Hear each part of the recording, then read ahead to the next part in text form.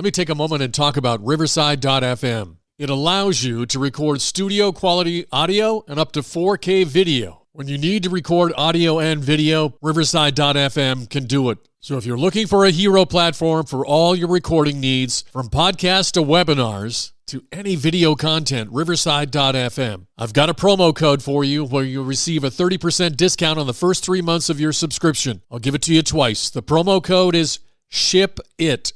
All one word, SHIPIT, and you'll pick up a 30% discount on your first 3 months of your subscription. Riverside.fm. In this episode of the Football History Headlines, we discuss quarterback Neil Lomax and the great rushing of Jim Brown, as well as many more Hall of Fame legendary stories and birthdays coming up in just a moment. This is the Pigskin Daily History Dispatch, a podcast that covers the anniversaries of American football events throughout history on a day-to-day basis. Your host, Darren Hayes, is podcasting from America's North Shore to bring you the memories of the gridiron, one day at a time. So as we come out of the tunnel of the Sports History Network, let's take the field and go no huddle through the portal of positive gridiron history with pigskindispatch.com. This podcast is part of the Sports History Network, your headquarters for the yesteryear of your favorite sport. You can learn more at sportshistorynetwork.com.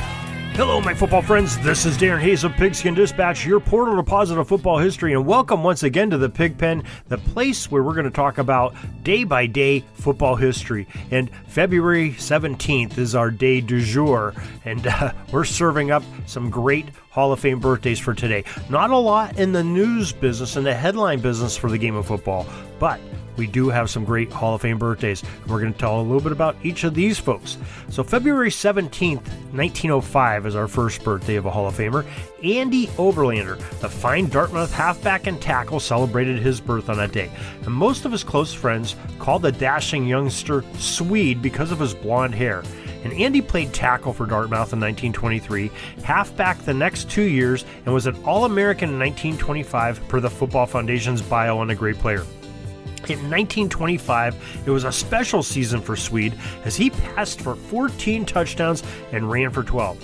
In a 62-13 victory over rival Cornell University, Swede especially showed off what he could do because in that game, Oberlander had 477 yards of total offense.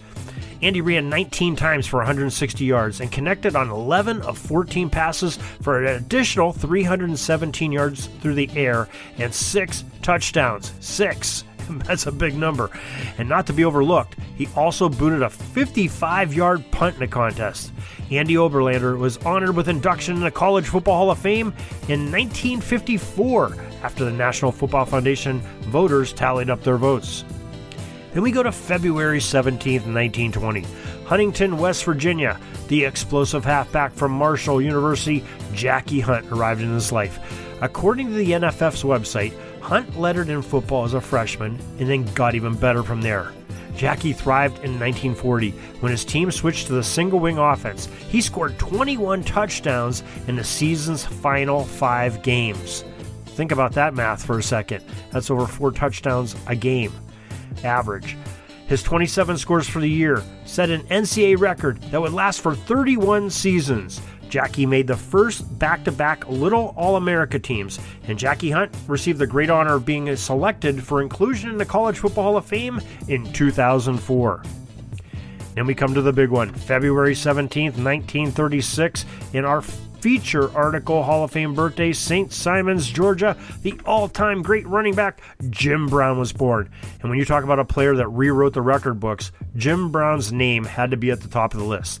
The footballfoundation.org website shares that Brown in 1956 had a season where his rushing yards per game read something like 197 yards, then a 162-yard game, 155, 154, and then he had a bad game with 151. Unbelievable. He ended up with 986 yards for the season, ranking him third in the nation and giving him the nod for unanimous All-American status. But that wasn't it. The first down Browns scoring, though, also he kicked for Syracuse. This is made evident at Colgate game in 1956 when Jim scored 6 touchdowns and kicked 7 extra points. Now, we never really think about him. You know, we know he's a great runner from his NFL days. We never really think about him kicking the ball, but that's pretty impressive to have 7 extra points that were good. That was a total of 43 points in that game of a 61-7 victory for Syracuse. Now, Jim Brown easily won on the ballot to be enshrined in the Pro Football Hall of Fame in 1995. And Cleveland Browns wasted no time at all to make Jim their first-round pick in 1957's NFL draft per the Pro Football Hall of Fame website. Now, Brown played all 9 years of his career as a pro in Cleveland, amassing 12,312 yards rushing and 15,459 total accumulated yards. The powerful back scored 756 points in those 9 years in the NFL and played in a Pro Bowl in every season in the league, including being selected as the 1957 Rookie of the Year. Jim was the NFL's most valuable player in 3 different seasons. That's 1/3 of his pro career. He was the NFL most valuable player. The Pro Football Hall of Fame in 1971 ceremonies enshrined Jim Brown into their Canton Museum of Legends. And let me correct that. I said the Pro Football Hall of Fame in 1995. It was the College Football Hall of Fame in 1995. Makes a little bit more sense because he went in 71 into the Pro Football Hall of Fame. Then our final birthday today took place on February 17th, 1959. Portland, Oregon. Neil Lomax, the great quarterback from Portland State, was born. Neil threw for 106 touchdowns and 13,220 yards at Portland State in the seasons of 1977 through 1980 as he left school with those as collegiate records per the National Football Foundation. The 1980 game against Delaware State, Lomax threw 7 touchdown passes in the first quarter on the way to a 105-0 victory. The 1980 Portland State team won the national championship in scoring with 541 points in 11 games as Neil tossed for 4,094 yards in just 11 games.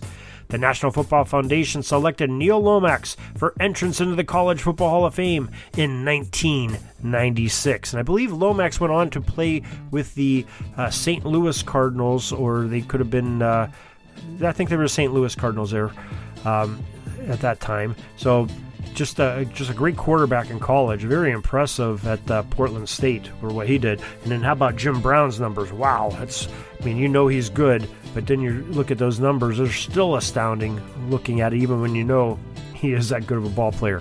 So just some tremendous players that we get to talk about today on their birthdays of February 17th, and we wish them well. Hopefully they have a great birthday, those that are still with us, and hope that you will be back tomorrow to join us for some more great football history.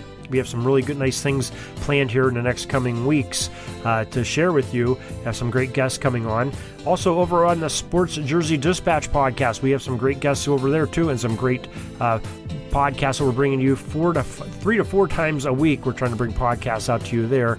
Pigskin Dispatch, we're going every single day, and there's articles on both sites, Jersey Dispatch and Pigskin Dispatch, every single day. And don't forget Orville Mulligan, Number 80 Productions. Yeah, we've teamed up with Oz Davis from the Truly the Goat series to form that Number 80 Productions, and Orville Mulligan Sports Writer. If you like sports history, you're going to love Orville Mulligan Sports Writer. It takes you right back in the season of 1924, talking some football. We're talking some baseball, some boxing, some wrestling, and gangsters and things like that. You're going to love this. We have some great actors, very talented, and Oz Davis really mixed up a mean screenplay with sound effects and everything. You're going to love it, and I think you'll be hooked.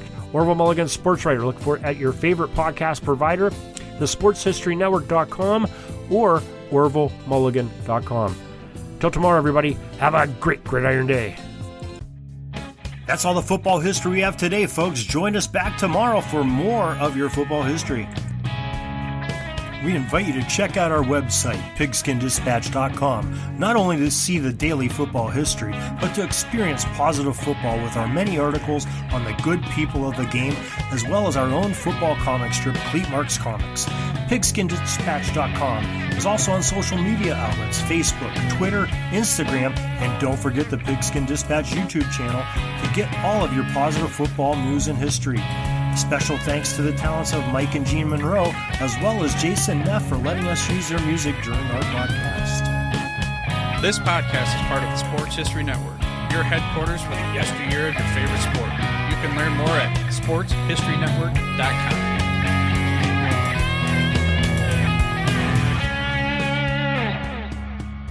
Are you having a hard time figuring out what to get Dad for Father's Day? You should check out Row 1 Brand's Vintage Pictorum Gallery. They have America's best sports art. With over 7,200 historic sports prints, you're assured to find something unique for Dad this Father's Day. Instead of a boring old tie, get him a historic baseball photo taken by Henry High Sandom at the historic Polo Grounds Stadium in New York City during the 1894 Temple Cup. Or, if he's an NFL buff, check out the 1963 vintage NFL poster. These are so good looking that you'll be amazed how they turn out. Shop now at sportshistorynetwork.com/row1 and save 15% off your order.